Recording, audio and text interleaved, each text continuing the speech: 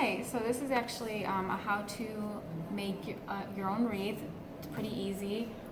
You actually use bath loofahs, and then you're also going to use one of these foam wreath frames that you get from like the Dollar Tree. They're green. They're small little ones there.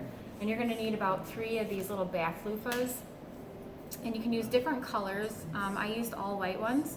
So the first thing you want to do is you want to get to the center there, and you'll see there's a little string that's kind of holding the whole bath loofah together there. If I can kind of cut that out.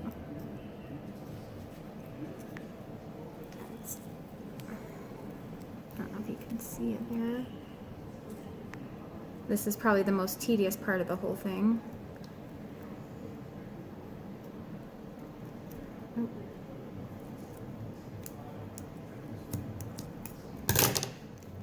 It.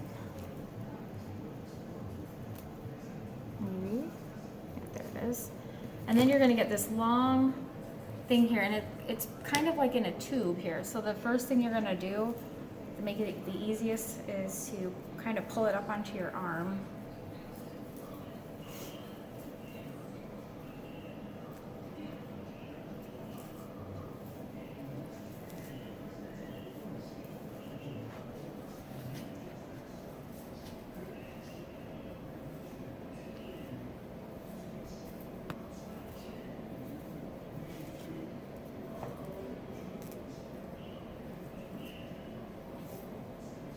Alrighty, and then when you have this green frame here, you're going to actually take a knife and you're going to cut straight through that.